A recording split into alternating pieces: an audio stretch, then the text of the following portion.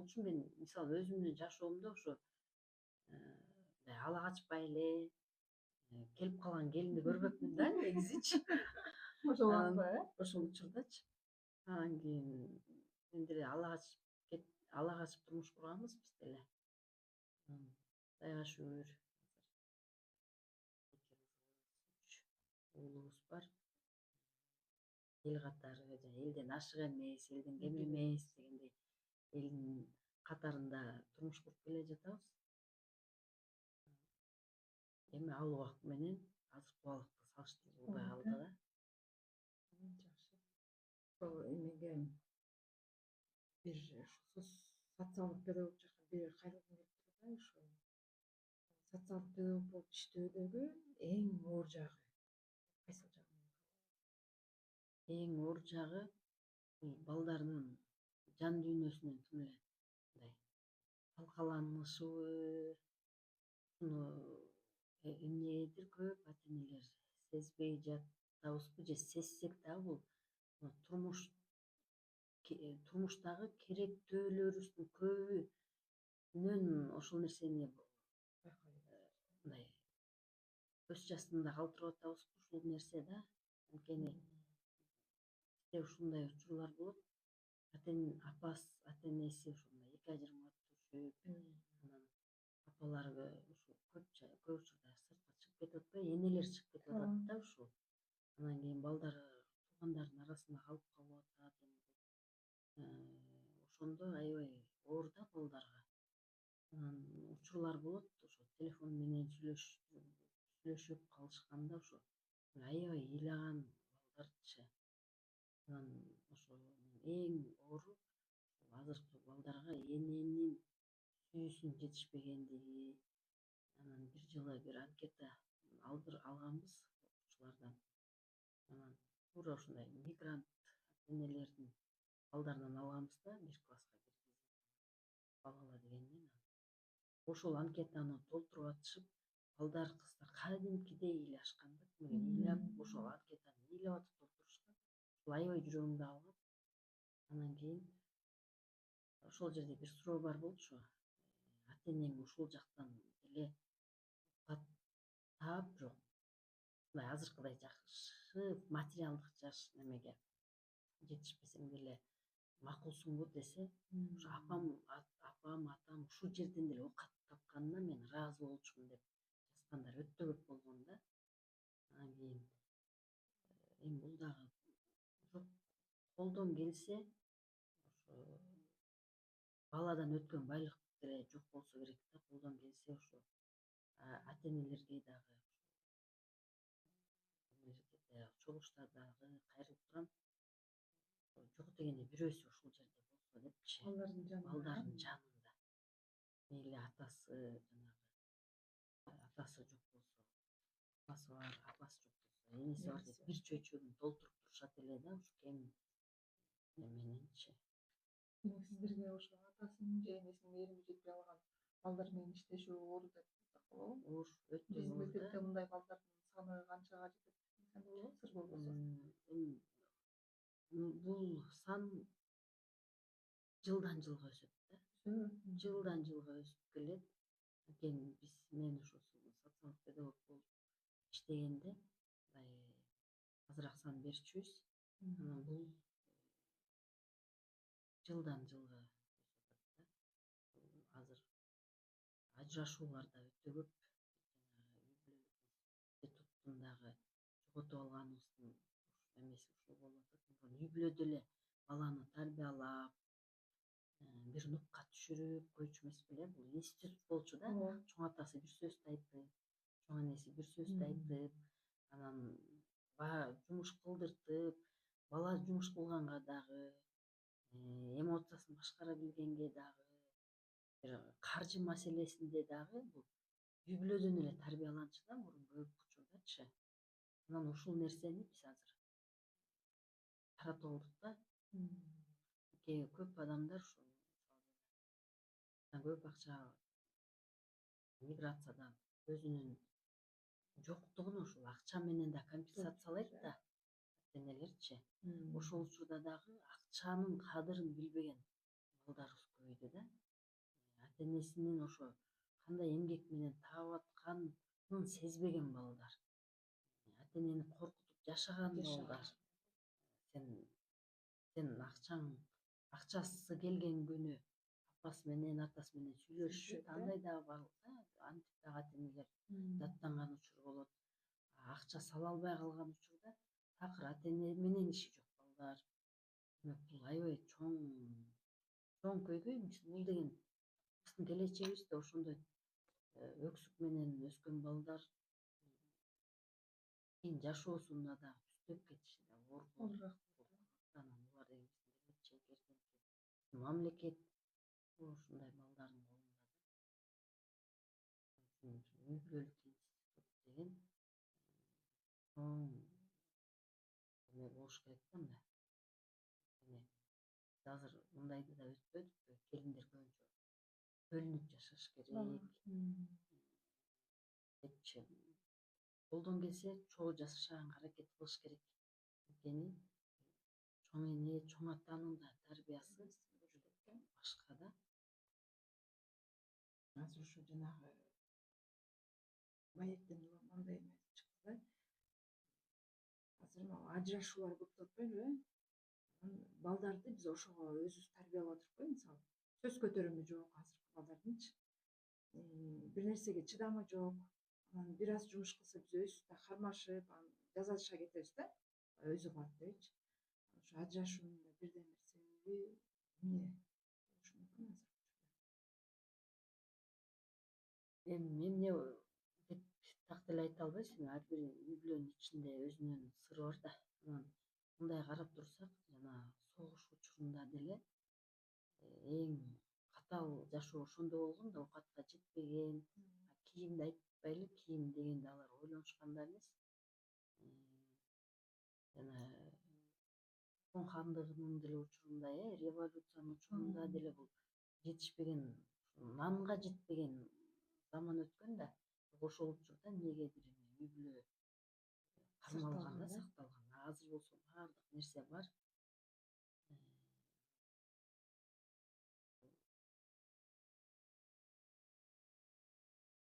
Текеберликпи дейбизби? Үй бүлөдө аял өзүнчө чоң адам, бир киши, мен башкарам болсо өзүнчө оокат кылып кете алам деген нерсени дагы ушул болуп атабы? Көп маселе го бул. Бир жерден жыйынтык чыгара албайсыз. Бир жерден жыйынтык чыгара албайбыз да. Балдарды деле ошо тарбиялоодо бала үчүн жашабаш керек, ар ким өзү үчүн жашаш керек деген дагы бир лозунгдар катуу жаап кетип атпайбы? Албетте өзүңдү сыйлап жашаш керек. Өзүң сыйлап, бирок бала үчүн жашаш керек да. Көрөкат деп өзүңдү жоготуп жибербей, бирок бала үчүн үй бүлөнү сактаганга аракет кылыш керек деген бул менин эле жеке оюм. Эми ар ким ар кандай талкуулар.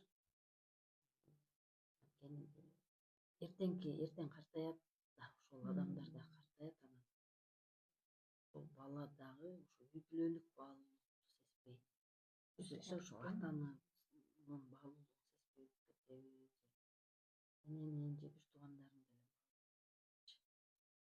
Жакшы эже, сиз менен да ушул ойлорубузга кошулабыз. Анан Айда эже өзү мектепте мугалим, үйдө жубай, балдарга эмне катары өзүн уланбай келе кандай жубаймын деп ойлойт болот.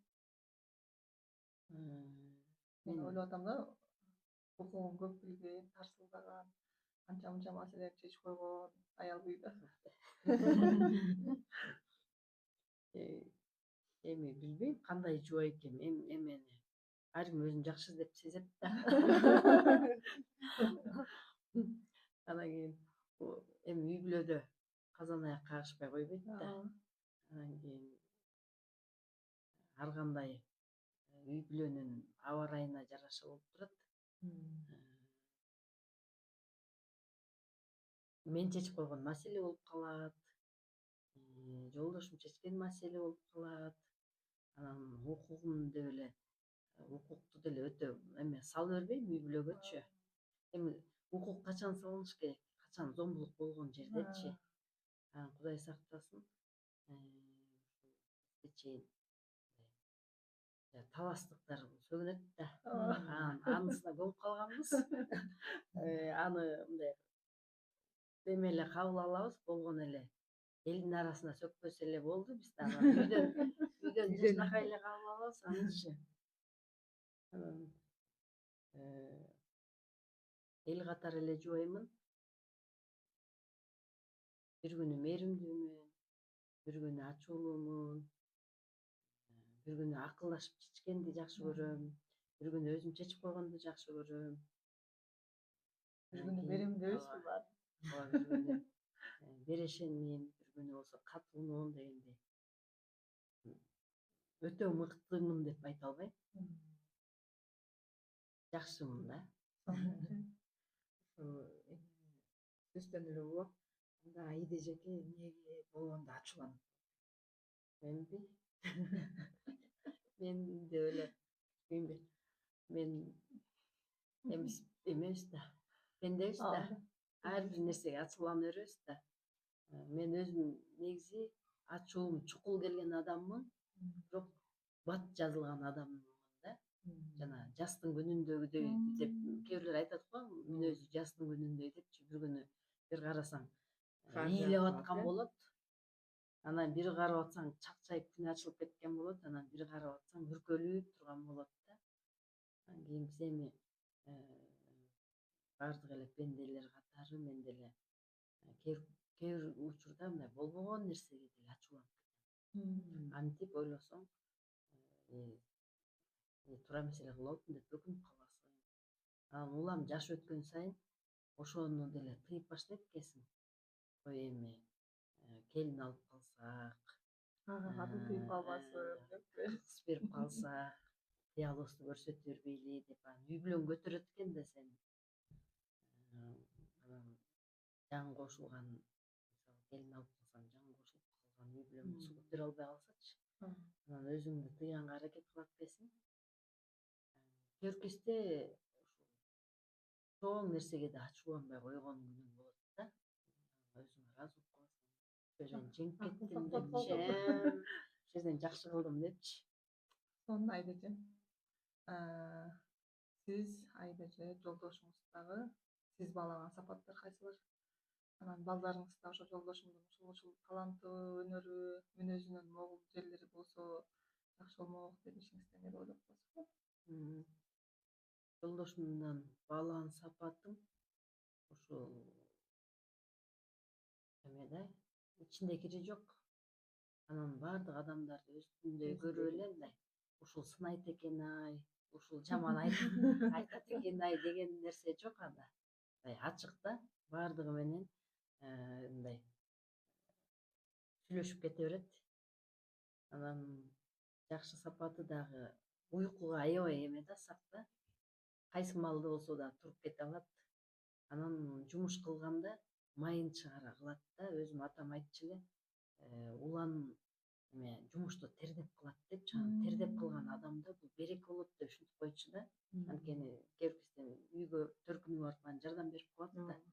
Анан ошондо өзүм үйүмдөгүдөй жазачы да. Анан ошосун аябай баалачы. Анан кийин болот экен. Кыздардын да атасынын ошо эмелери барбы дейм да, көбүрөөкчү. Мындай шайдот, мындай жеңил жүрөт. Мен өзүм оорураак адаммын. Анан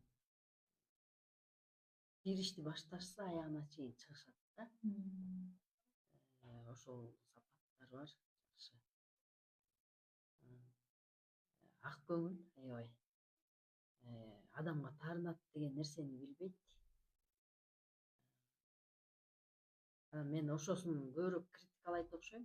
Мындай таарынып, көбүрөөккө чейин таарынбайсыңбы депчи. Үйрөтпү? Үйрөтүпчү, сен бул жерден таарынышың керек болчу. Эмне таарынбай койдуң? Эмнеге таарынбай койдуң? Көпкө чейин таарынышың керек болчу депчи. Жана эме деп коет го. Аял адам бузат депчи. Анын да ошо жакшы сапаттарын мен бузуп жиберем да. Ошол жолдошуңуздун жакшы сапаттарын айтып калгандыңызбы? Эми өзүңүздүн балдарыңызда болбосо экен деген жаман 3 сапатыңызды айтып бербейсизби? Жаман сапатыбы? Өзүңүздүн. Менин сапатымбы? Э, Мен мындай узак жумушка чыдабайм. Жокпу? Аягын таштап койгон бир жерим бар да. Анан ушул нерсе балдарымда болбосо экен дейм. Анан кийин уйкуну жакшы көрөм мен өзүмчү. Анан балдарым эртең мененкисин уктап атса мен тургузбай аракет кылам да. Өзүңүздөй көрөсүз да, Өзүмдөй көрөм да. Анан кийин ошол нерсе болбосо экен дейм. Анан кийин дагы эмне сапатым бар? Ачуу менен адамдарга мындай сөз айта алам да. Анан ушул нерсе болбосо экен дейм.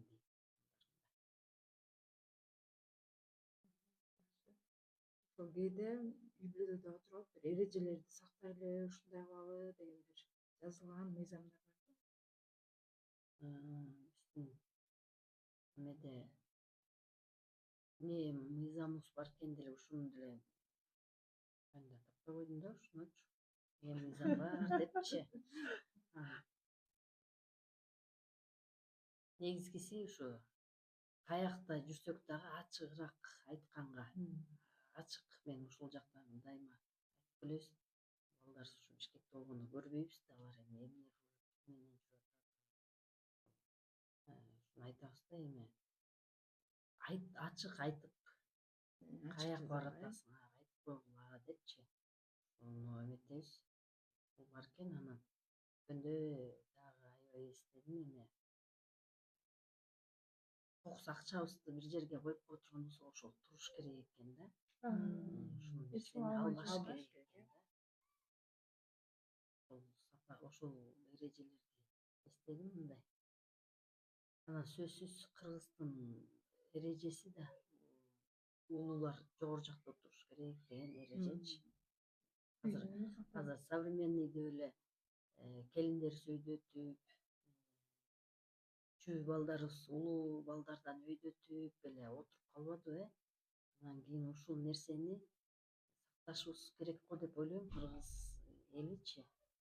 Анткени чоң атанын өзүнүн орду болуш керек, чоң эненин өзүнүн орду болуш керек, Атаныкы, атаныкы өзүнүн орду болуш керек. Келиндики, анан келин учуру келет, ошо чоң эне улогондо ал дагы жогоруда өзүнүн ордуна турат. Ушул эрежелер бар экен. Эң сонун эже ошо жогоруда балдардын айтып койбодуңузбу? Айда эже эң биринчи эне болгон күнгө кайрылсак, кандай сезимдер пайда болуп, жоопкерчилик көбүрөөк болду беле же сүйүнүч? Эне болгон сезимди чын эле аны бир энелер эле билбесек, эми ал айта албайсың дагы го дейм андай сезимдичи. Кубанганмын деп эле жеткире аласың сөз менен. Анан анын ичиндеги нерсени аны сезиш керек да. Анан кийин биринчи ушу кыз болуп калганда дагы аябай кубангам. Өзүмдүн жардамчым, өзүмө тирөөчүдөй, өзүмө көчүп калат, дайчы. Эми сонун жакшы сезим го. Ар бир үй-бүлөгө каалайт элем ушундай сезим болушун. ошо балдардын кайсы жетишкендиктери кубандырат? Балдарымдын негизги жакшы сөздү айта билгени дагы кубандыра турган нерсе экен да. Мен азыр ойлосом, биз ата-энелерибизге апа мен сизди жакшы көрөм деп деле, ата мен сизди жакшы көрөм деп айта албаппыз да. Эме киши болчу, сүрдүү адам болчу, бирок эч качан ошо бизге мындай катуу айтчу эмес, анын көз карашынан ошол муундун эмеси ушу тартиби, тарбиясы ушул болчу да. Анан ата-эненин ортосунда дистанция болчу. Биз жөндөн жөн барып атабызды кучактай алчу эмеспиз да, мындай өпчүп, учурашчып. Анан анын жанына жатып, мындай бир андай нерсе болчу эмес. Атам өзү ошо чекесизден эле өпчү. Анан кийин колубуздан өтчү. Анан ошол дистанция калып калган да бизде. Анан мен сизди жакшы көрөм деп тирүү кезинде такыр айтпапмын да. Балким сезгендирбиз бири бирибизди жакшы көрөрүбүздү. Ал убакта сезчү окшойт да. Азыр атаңыз көзү тирүү болсо эмне деп айтмак элеңиз? Азыр атам көзү тирүү болсо айтылбаган сөздөрдү айтмакмын. Сиз менин жалгызымсыз. Кызыңыз болгонума сыймыктанам. Сизде адам жок деп айтмакмын.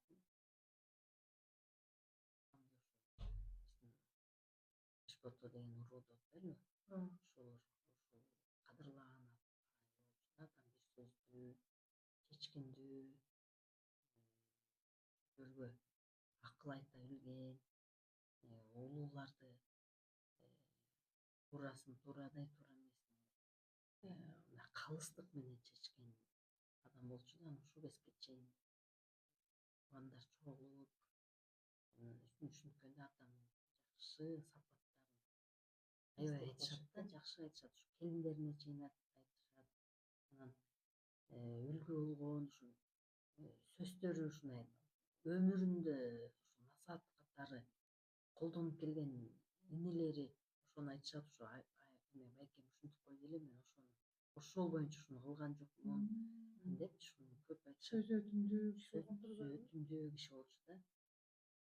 Чоң атамдын кыздары да ушундай эметип келишет. Бекташ акемдей адам аз болот депчи. Атам көп окуган, адамдар менен жакшы сүйлөшкөн адам болчу. Анан атам китеп окуганда ошол китепти мен деле окучумун да. Жогорку класс болуп калганда ошол китепти мен деле окуйм. Анан ошол китепти атам деле окуйт да. Анан атам тайкеси бар болчу. Атамдын тайкеси да, бирок жашташ да. Анан экөө ошо окуган китептери жөнүндө мындай сүйлөшүп, талкуулашып ушундай кылчу. Жазган автору жөнүндө анан экөөбүз сүйлөшүп атканда мен окуган китепти атам айтып берип атканда мен такыр башка китеп окугандай болчумун да. Көз караш башкача Башкачалчы да.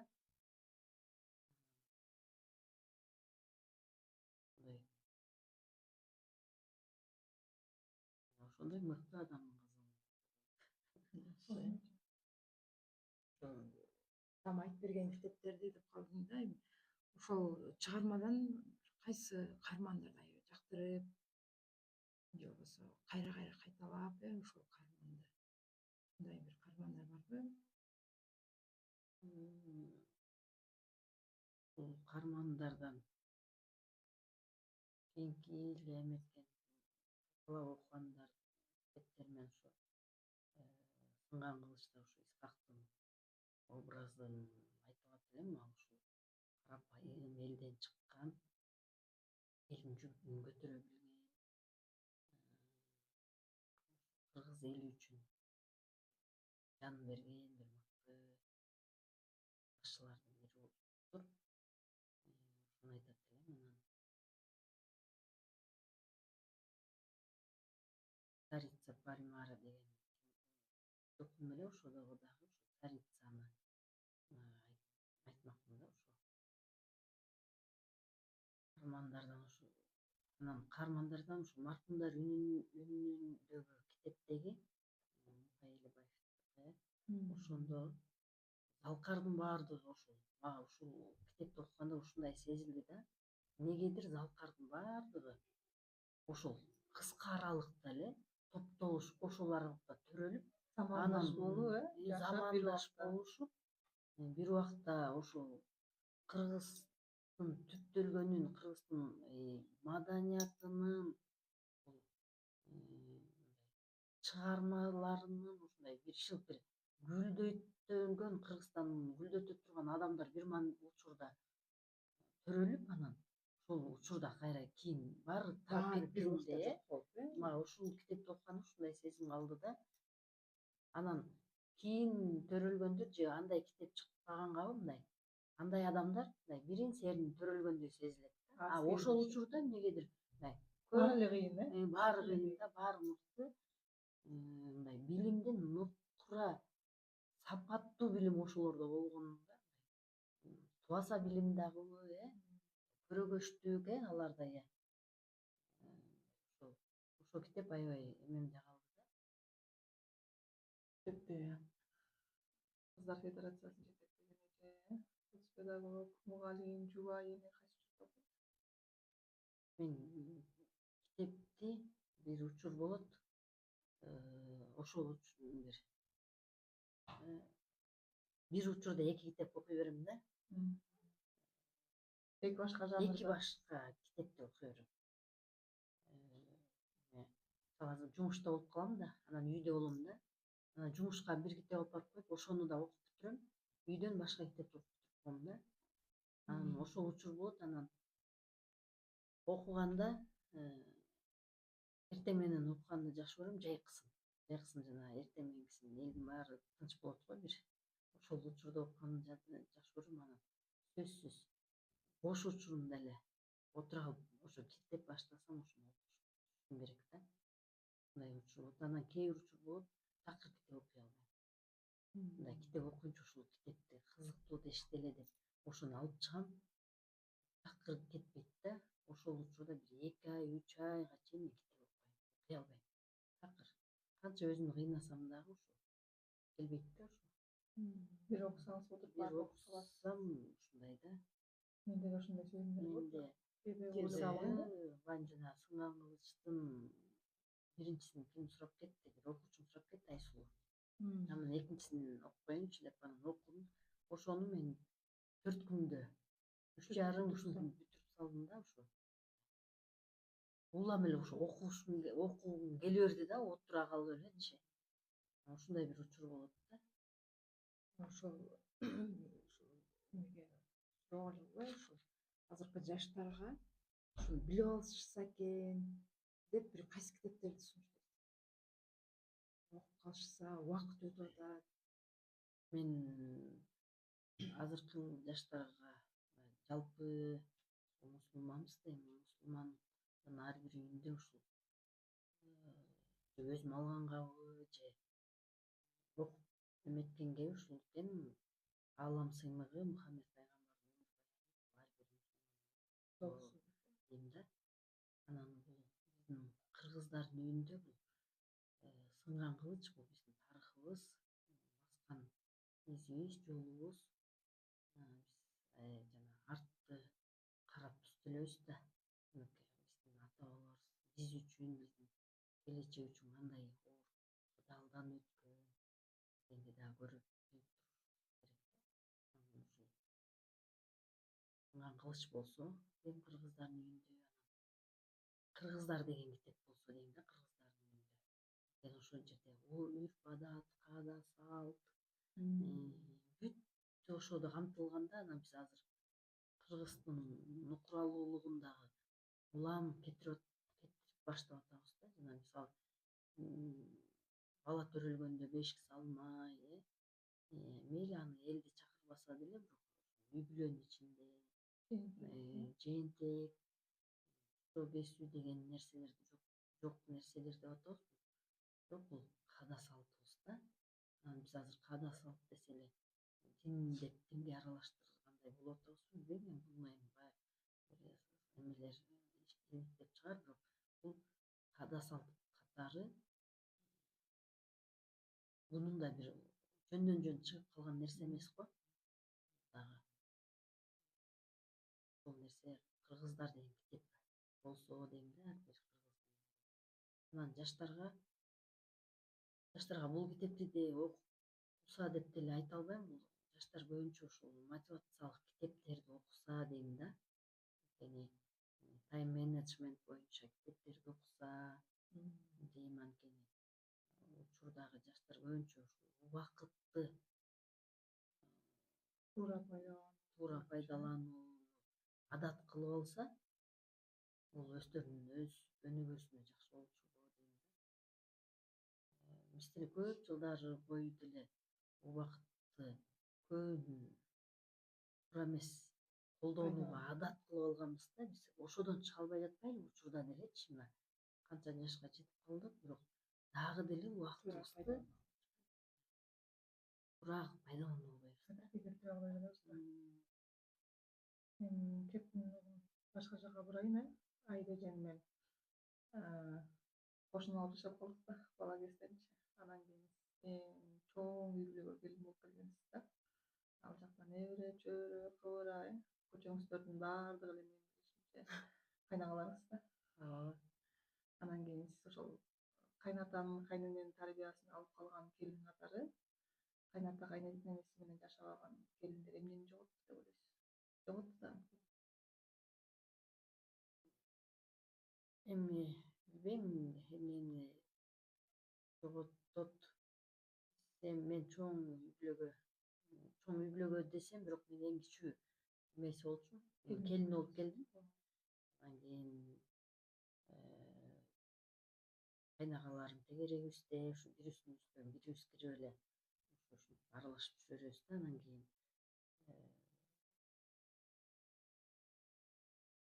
мындай чоң үйдүн берекеси чоңураакпы? Ошол учурдагы биздин түшүнүгүбүз ушундай нерсе болчу да. Анткени ар бир адам келген сайын аш азылып, эмеде деле динде деле бар экен го. Ар бир үйгө келген конок бул рызкысын алып келип, анан канча периштени ээрчитип келет дегенчи. Анан 10 периште менен келип, бир периште менен чыгабы? Анан кийин ошол туурабы деп коем. Анткени ошол учурда биз тынымсыз эле коноктобо берчүбүз. Ошондо ашыбыз деле түгөнчү эмес, кабагыбыз деле бүркөлчү эмес, жадаган деле адам болчу эмес, баары ыраазы болчу да. Жасаган тамагын желип калчу. Анан канчалык конок күтпөгөн сайын бир аз конок келет десе кейинмей башталат экен, жүдөп, анан тозуш керек деген нерсе. Анан ырыскы болот экен, кемпир чалдын колунда деген нерсе бул. Карысы бардын ырысы бар деп койчу эле го. Мурунку булардын макалдардын баардыгы эле бекеринен айтылган эмес да, жөн жеринен. Анан ырыскы деле алар ырыскысы ушу экен, балдарыңды тарбиялаганга жардам берет экен, Куран окуп түшүнгөнгө жардам берет экен, алардын элечи. Ишти кыла ала тургандай болот экен. Анан азыр аяп калбадык, балдарыбызды аяп эле же жумуш кылганды билбейт, же оокат ичкенин берекеси жок, ушундай болуп эле эме болуп атабыз да. Анан жоготту деп деле айта албайм, анткени келиндер да таарынып калат го дейм. Жоготуп эле анан айдей эле алып калса керек депчи. Жок, жоготот да. Анткени мен да чоң үй бүлөдө келин болуп жашап алган, өзүнчө жашаган келин катары мисалы үчүн чоң апасы менен чоң атасынан тарбиялаган балдар башкача болот го, бир эле айтса угат, өзүнүн колунда алып жүрүүнү билет. Анан биз жаштар азыр өзүмдөн билем да, мен өзүбүз билгендей тарбиялайбыз да. Анан бир жака ээрчитип барып калсаң, эй десең, койчу деп коет го кээде. Анан ошондо мен өкүнөм да. Чоң ата, чоң апасынын тарбиясын алса, менин балдарым башкача болмок деп ойлойм. Ошон үчүн жана үй бүлөлүк институт деген ушул да. Ошонун үчүн кайра негиздешибиз керек да. Баары болсо, ошо баары жабылып, баланы тарбиялап чыгарат да. Ошондо ойлойм да, бала толук кандуу тарбияны алган болуп эле мээримди да алмак, чоң атадан кандай тарбия мээрим алышат. Анткени жаштар алар көргөн жашоонун биз көргөн жокпуз, анан тарбияны бербей, биз деле бир жолу эне болуп атабыз да. Мен укмуш кылып тарбия кылып атам деп ойлойбуз да. Азыр тарбиядан да жана гиперопека аябай ролду ойноп кетип атпайбы? Өткөндө да ушу ата энелерден бирөө барып атат, ушу баласын ушу мектепке жалгыз жибергенден да коркот экен да. Анан эми бул мындай карап турсаңар, биринчи класста эч ким эле караңгыда деле кетип калып эле ушинтип, демек бала өзү менен өзү жашаганга үйрөнүп келбеши да. Азыр болсо ушул кичинекей арыктан дагы атпай камап албай тура берет секиртебиз, да. тура Тура берет. берет да. Ушунун баардыгы эле ушу өнүгүүгө дагы чоң таасирин берет экен, билинбеген мененчи. Азыр арттан аттагы барган балдар кийин Кыргызстандын келечегин аларга жылдырбайт да. Туурабы? Ошондой болуп Алардын колунан бирөө кармап жылдыртыш керек да. Жылдыртыш керек. Күчтүү каласабыз деген Ооба. муунду тарбиялап атабыз деп ойлойм да мен. Жеке өзүмдүн оюм. ошол Дарылып калбасын. үй бүлөдөгү жана кайнене кайната менен турууда деги эле ошол Кыргыздын кайсы баалуулуктарына аябай маани бересиң? Мен ушу кайнатам, кайненем эме көрүп калдыңар да, өзү бышык, чыйрак, тың адам болчу аябай. Сөзүмөр, Сөзмөр, кайраттуу, бетке айткан. Ал кайненем жумуш кылганда мен анын чагында эле калчумун да. Аябай ушунчалык элпек тың болчу да. Мен бир жумушту кылганча кайненем 2 жумушту кылып койчу да. Ушундай эме адам болчу. Анан бетке айткандыгы мындай эмеси жакшы жактары бар болчу. Анан баардык нерсени чын эле учурунда баалабайсың деген нерсе бар да. Айтып атабыз азыр балдарыбызга деле айтып атпайлыбы, учурунда баала. Чын эле алар кийин баалайт да. Азыр Анан ал кеч болуп калат. өкүнөт да бизде. Бизге деле айтышыбыз кеч болуп Кеч калат. болуп Анан сен баалаганча чын да. Анан кийин эми таза жаман болгон жокпуз. Чоң үй бүлөдө жашадык. Баалаганым ушул. Кайнатамдын батасын кийин ушу аябай сездим да. Кайнатам ушу чай ичсе деле, кумганын алып берип койсок деле, болбосо бир кичинекей эле көйнөгүн алып берип койсок, чапанын илип койсок деле батасын бере берген адам болчу. Анан кошуналарыбыз да айтып калат, көчөдө отуруп калганда салам айтсак да тип эметкенге чейин батасын берчи депчи. Анан ошону айтышат да, ушинтипчи аябай эме адам эле. Ошо батасы мен үчүн аябай чоң баалуулук болду да. Анан кийин каза болгондон кийин көрсөм ага кайнатам 5 маал, 10 маал батасын айтып берип, мен ошого кулагым конуп калган экен. Мен кайнатам өлгөндөн кийин, болгондон кийин ошо эч ким мага бата бербейт экен да, көрсөчү. Ал кишидей, Ал кишидей эч ким бата бербейт экен. Көпкө чейин мен ошо бата үчүн ыйлап жүрдүм да. Неге элдер бата бербейт депчи, неге бербейт да элдер батаны депчи ыйлаган күндөрүм болгон. Анан азыр ушуну аябай жүрөгүмө түйгөн. Азыр жаштарга кичинекей нерсе кылса дагы бата бере албасам да, жакшы тилегимди айтканга аракет кылам да. анда ошол биздин чоң апабыздын да бир сизди урушпай тарбиялаган окуясын айтып. Негизи ошондо деле кайненем ошо негизи көп учурда жана кайненеге таарынып кетишет го келиндерчи. Мен ошондой болгон жокмун да. Негизи кеткен жокмун төркүнүмө. Бир да жолу кеткен Кайненеңизге жокмун. таарынып. Бир күнү жолдошума таарынып кетем деп чыктым. Анан көтөрүп алып ал убакта эми жол кирип алсам болчу. Анан кайнагамдан жолдошум экөөбүз урушуп кеттик. Анан кайнамагамдан жол кире сурасам, ал билбей эле берип койду магачы. Кетип атканын билген жок да. Билген жок. Кызымды көтөрүп алып эле кетип баратам. Анан барып атабыздын ичинде эле кайненем чыгып калды да. Анан кака деп атат, мен кетем деп атам да. Десем эме деди да, сен азыр барасың, кудагыйдын эмесин жүрөгүн оорутасың деди да. Анан кийин ал кудагый ушул ажырашып келиптир деп канча күн эметпейт. Сен аны картайтасың да деди. Ошо менен турдум, анан бир аз ыйладым ошо. Басып кир деди. Анан ошо менен кирип кеттим. Анан ошол болду. Анан кийин дагы бир ошентип чыктым, өзүмчө таарынган киши болуп анан. Анан улуу абысын кызымды алып басып какка урмак элем. Ошо караңгы болуп калган, какка урасың деп ошентип анан десе, баламды алып кетип калды да. Анан кийин экинчи балам болчу. Не деп артынан ээрчип, мына көчөнүн мэрине келген. Ошо бир 2-3 үй ичи. Анан абысымды угуп кетип калып, анан ошодон кийин Кете албайт экенмин деп. кетем дебей эле коюшум керек деп. Анан ошо менен кеткен жокмун да, кеткен деле жокмун.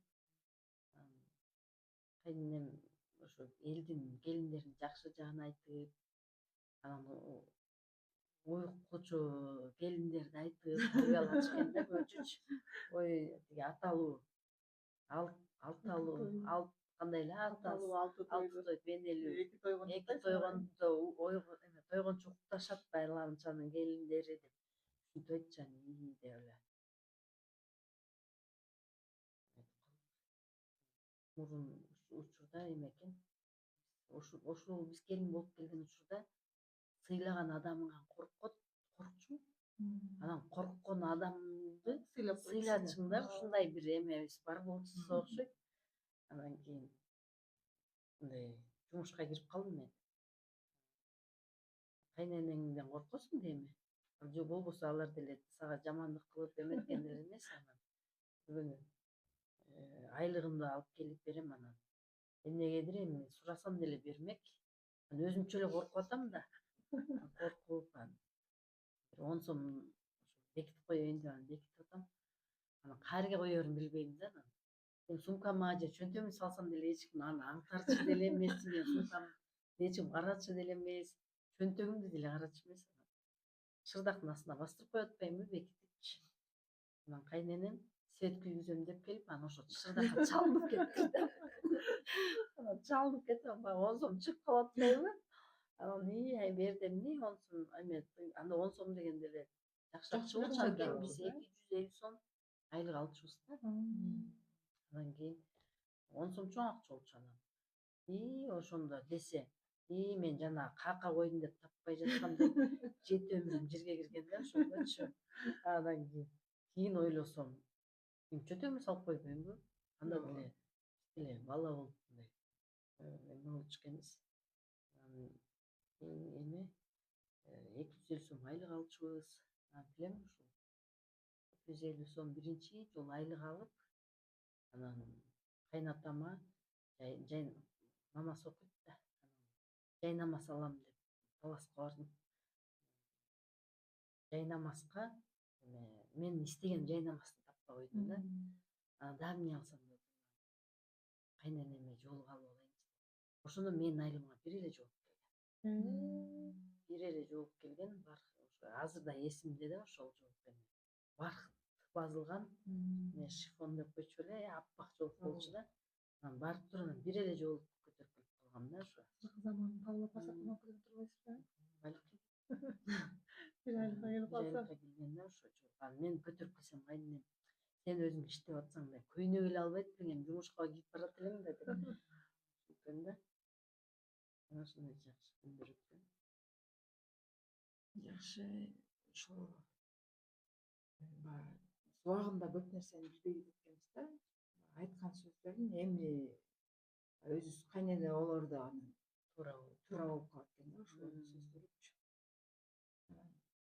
Айда жекенин хоббиси убакыт ажыраган иштери Мен эми хобби деп дайыма деле мындай, дайыма бош убактысын бир ошодон эме болуш керек. Анан ошол эргүү алып, анан мындай тириликке көбүрөөк эме кылабызбы, ушундай хобби деп эметпейм, бирок мындай кызыккан нерсем бул. Азыр терме сайманы эметип жүрөм, сайып. Ага деле убакыт керек экен. Атайлап бөлө албай жүрөм да. Атайын үйрөнүп эме кыласыз. окуйм. Анан ушундай эле. Айда эже үчүн жаштык эмне эле? Жаштык бул эң жанагы кылдын учурунда турган бир коркунучтуу дагы, бир бактылуу дагы, адамдын жашоосундагы убакыт ошо жаштык окшойт да. Анткени жаштыгыңда ошо бир жерден жаңылсаң эле көп узакка чейин жашоодо таасирин берет да. Анан жок жаңылбай жакшы жак менен кете турган болсоң, анда ал дагы өмүр бою таасирин бере турган нерсе экен да. Жаштык деп эле баарын колдоно бергенге болбойт.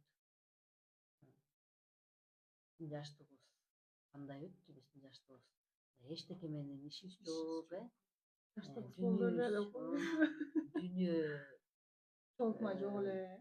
бейкапар, элдин баары окшош.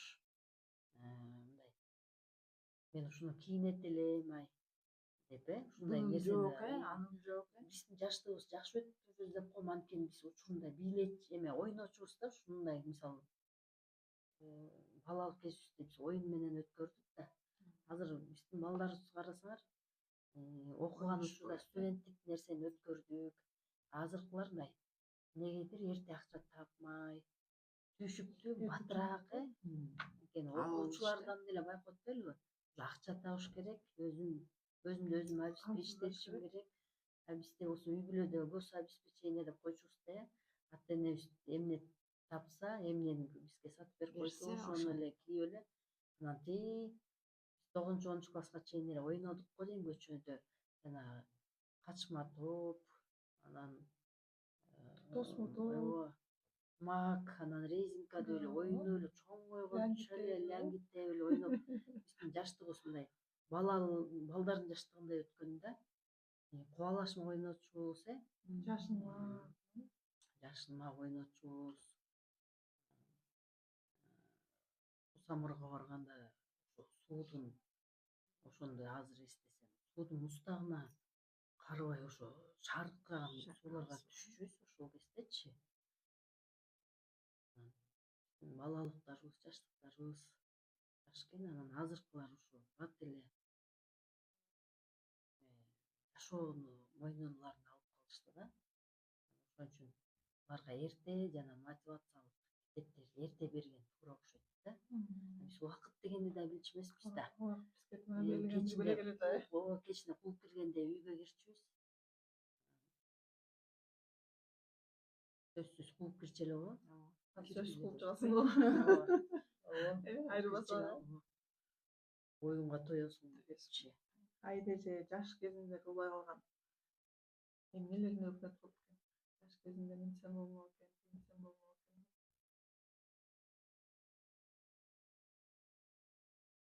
Жаш кезимде тил үйрөнбөй калыпмын. Мен азыр ойлой берем, бир 15 жаш, 12 жаш, жок дедим 18 жашка алып барсам тил үйрөнмөкмүн. Кайта калып, тура калып, жаш кезимде өкүнүчкү ушу атамды мен жакшы көрөм сени деп айта албадым да. Азыр окуучуларга да дайым айтам да. Мен жакшы көрөм деген сөзсүз айткыла депчи. Кечинде өөп жаткыла атаңарды. Мен өөп эл эртең менен шашып кетте турган болсоң, жок дегенде кечкисин сөзсүз өөп жаткыла депчи. Ошол нерсени кылмакмын.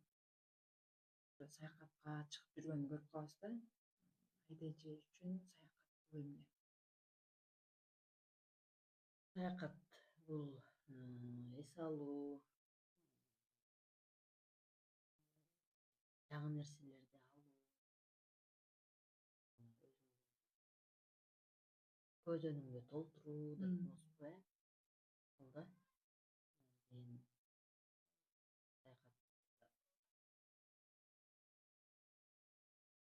эме балдарыма деле кыздарыма деле ушул нерсени айтып берем да.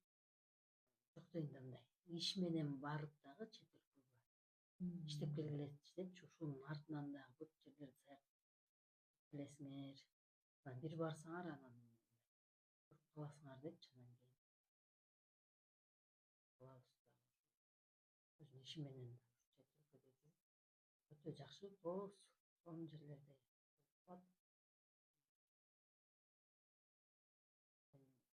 Ушул Австрияга барганда биринчи саякат ушул болду. Австрияга барганда 1 ай болуп келдим.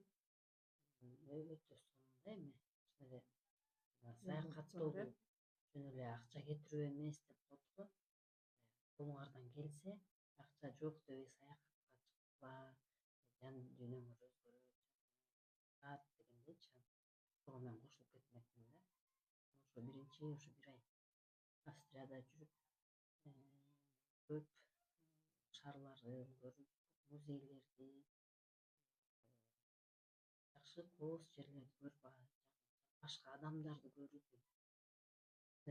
биздин жашообуздан дагы башка жашоо бар экенин көрүп келдим да. Андан кийин эми чоң жакка бара алган жокпуз. Жолдошум менен Ташкентте эле бизге чет өлкө эле болуп калыптыр. Анткени эч жака барбаппыз да. Эметикон бул Өзбекстандагы бул туризмди аябай жакшы койуп алышыптыр депчи. Жада калса ушул айтып кетпедимби?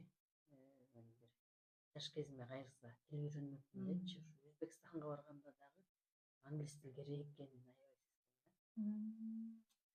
Анан кийин азыр эми Кыргызстан ичинде бизге жайгысын эс алып, үй-бүлөбүз менен келгенге аракет кылабыз. Көлдүн жакшы жерлерине шайлоолорго бул деле эми биз үчүн эң чоң саякат ушул экен. Ушул ажылык, умра кылып келүү, тилегибизде ушул нерсе бар. Ушуга Кудай насип кылса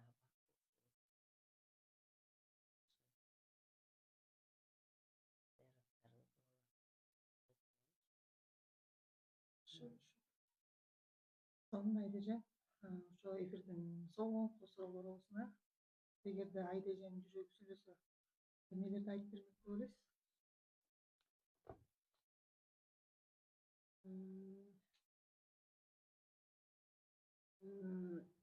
Күнүмдүк жашоодо деле мен ошо жүрөгүм сүйлөгөн сөздөрдү оозумдан чыгып атса керек. Ар бир эле пенденики ушул окшойт.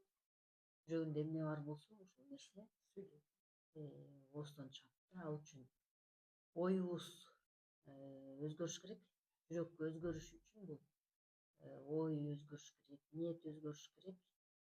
Анан кийин ошого жараша жүрөк денеңе сиңирип, ошону жайгаштырып, жакшы ой ойлосоң жакшы ойду жайгаштырат окшойт. Ар бир кан тамырыңа чейин таратып. Ойлосоң ошол нерсени сиңирет окшойт. Анан ошол нерсе ооздон чыгат окшойт. Анан азыркы ушул жашоомдогу оозуман чыккан нерсенин баардыгы бул жүрөгүмдөгү эле нерселер. Жаман сөз сүйлөсөм, демек ошол учурда жүрөгүм жаман нерсени айтып атат. Жакшы нерсени сүйлөсөм, демек жүрөгүм жаман нерсе, жакшы нерсе. Анан дене менен, жүрөк менен ооздук сөздү айырмалап. Рахмат. Бүгүнкү ушул ар бир айтылган сөздөр, калбай калган иштериңиз болсо ошолорду ишке ашырсаңыз, ошол чакырган кезде жок дебей убактыңызды бөлүп, долбоорубузга келип, маек куруп, өзүңүздүн кеп кеңешиңизди, тажрыйбаңызды калбай калган иштер, ойлогон ой максат, дуа тилектердин баардыгы кабыл болсун. Ишиңизде ийгилик. Рахмат сизерге дагы. Бул долбооруңар менен Кыргызстандагы үйрөнүп сырттагы дагы өлкөдөгү дагы эң мыкты берүүлөрдүн эң мыкты маектердин бир чордону ордосу болот деп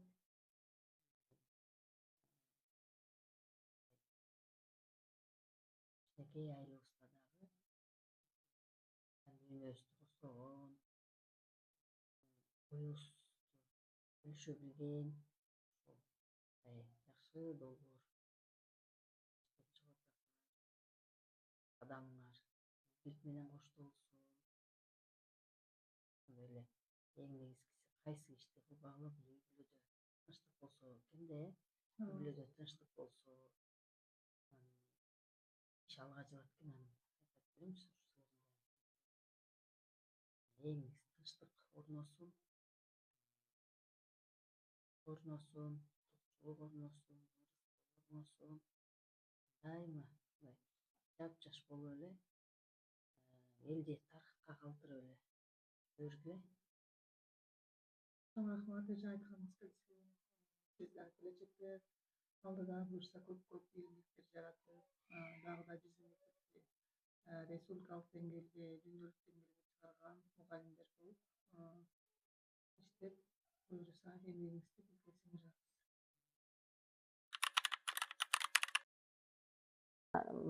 айтып кетчү нерсем айткандай ушул сайма менин эң биринчи ишим болгон белдемчи.